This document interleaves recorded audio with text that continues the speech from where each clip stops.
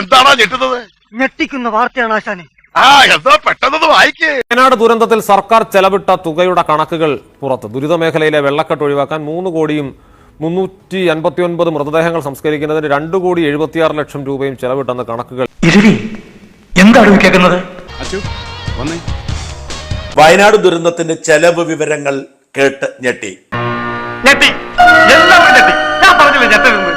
359 മൃതദേഹങ്ങൾ സംസ്കരിക്കുന്നതിന് 2,76,00,000, ഒന്നിന് 75,000 രൂപ വെച്ച്.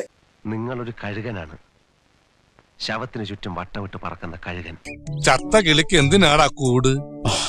ശവത്തിന്റെ വരെ ജെട്ടി അടിച്ചു മാറ്റുന്നോടാ പിശാചേ. ഇതാദ്യമായിട്ടൊന്നുമല്ല, ഞാൻ എന്നീ പണി തുടങ്ങി അന്ന് മുതൽ ഒരാത്മാവിനെയും ജെറ്റിട്ട് പോകാൻ അനുവദിച്ചിട്ടില്ല, ഇനി അനുവദിക്കുകയില്ല. നാട്ടുകാർക്ക് അതൊന്നും ഓർമ്മയില്ലെന്നേ. അവർക്ക് അതൊക്കെ ഓർമ്മയുണ്ടെങ്കിൽ ഇപ്പൊ ഭരിക്കുന്ന ആർക്കെങ്കിലും കസേരയിലിരിക്കാൻ ഒക്കുമോ? എനിക്കിപ്പോഴും ഒന്നും മനസ്സിലാവണില്ല. ദുരിതാശ്വാസ പ്രവർത്തനങ്ങൾക്ക് വന്ന വോളണ്ടിയേഴ്സ് യൂസർ കിറ്റ് നൽകിയ വകയിൽ ആകെ 2,98,00,000. അതാണ് നമുക്ക് കണ്ടുപിടിക്കേണ്ടത്. ബെയിലി പാലത്തിനടിയിൽ കല്ല് നിരത്തിയതിന് 1 കോടി രൂപ. 17 ദുരിതാശ്വാസ ക്യാമ്പുകളിൽ 30 ദിവസത്തേക്ക് ജനറേറ്ററിന് ചെലവ് 7 കോടി. ഇന്ത്യൻ എയർഫോഴ്സിന്റെ air lifting helicopter charge 17 crore. ദുരിതബാധിതരെ ഒഴിപ്പിക്കാൻ വണ്ടികൾ ഉപയോഗിച്ച വകയിൽ 12 കോടി. മിലിറ്ററി വോളണ്ടിയേഴ്സ് എന്നിവരുടെ ട്രാൻസ്പോർട്ടേഷൻ വകയിൽ 4 കോടി. മിലിറ്ററി വോളണ്ടിയർമാർ എന്നിവരുടെ മെഡിക്കൽ സൗകര്യങ്ങൾ നൽകിയ വകയിൽ 2 കോടി. മിലിറ്ററി വോളണ്ടിയർമാർ എന്നിവരുടെ താമസ സൗകര്യങ്ങൾ ഒരുക്കിയ വകയിൽ 15 കോടി. മിലിറ്ററി വോളണ്ടിയർമാർ എന്നിവരുടെ ഭക്ഷണ വെള്ള ആവശ്യങ്ങൾക്ക് 10 കോടി. ബില്ലോ?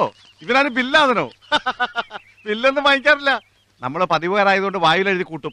വലിയ കണക്കുകൾ, ഒരുപക്ഷെ ഒറ്റ നോട്ടത്തിൽ ഇത്രയും ചെലവ് വരുമോ എന്ന് തോന്നാവുന്ന തരത്തിലുള്ള കണക്കുകളാണ് പുറത്തു വരുന്നത്. നമുക്കറിയാം, മുതലെടുക്കണേണ സജി.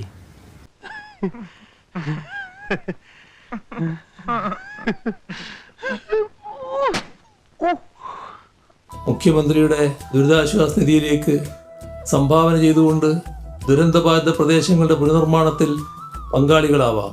നല്ല വാചകടിയാണല്ലോ. ഇവിടൊന്നുമില്ല.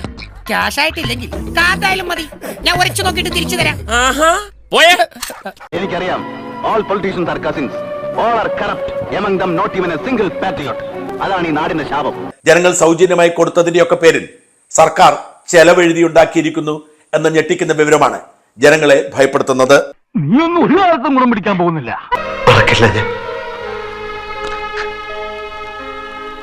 മരണം വരെ ഞാൻ മറക്കില്ല.